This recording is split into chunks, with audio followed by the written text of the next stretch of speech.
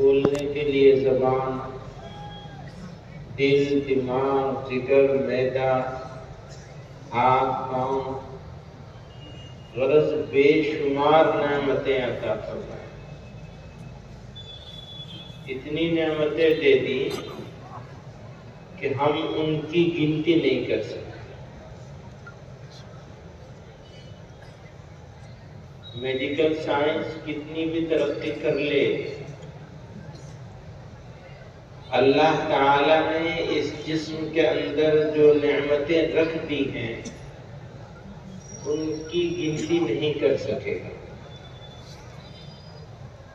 پھر دنیا ہمارے لیے بنائی اور ایسی بنائی کہ اس کی نعمتوں کو بھی اگر انسان گننا چاہے تو گنتی نہیں کر سکتا. فرمایا وَإِن تَعُدُّوا نِعْمَةَ اللَّهِ لَا تُحْصُوهَا. اگر تم اللہ تعالیٰ کی نعمتوں کو گننا چاہو تو گنتی نہیں کر سکتے. وہ نعمتیں جو جسم کے اندر ہے ان کی گنتی بھی نہیں کی جا سکتی، اور جو نعمتیں ہمارے لیے ہمارے جسم سے باہر بنائی گئیں ہم اس کی گنتی بھی نہیں کر سکتے. جب گنتی نہیں کر سکتے تو شکر کیسے کریں گے؟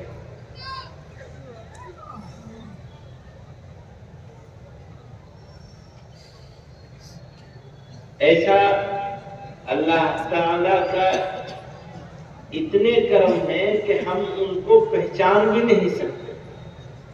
شکریہ کیسے کریں گے؟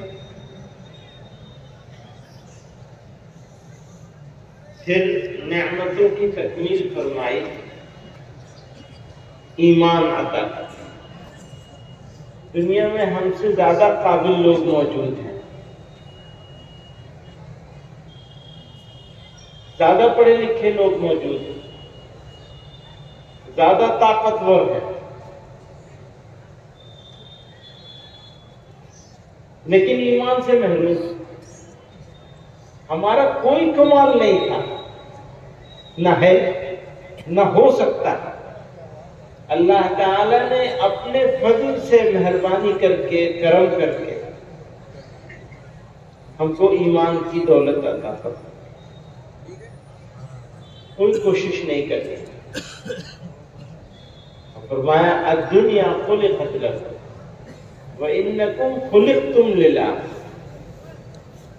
یہ دنیا جو ہے یہ تمہارے لیے بنائی گئی، سجائی گئی. زمین، آسمان، ندی، نالے، دریا، ہوا، پانی، یہ سب انسانوں کے لیے بنایا ہے.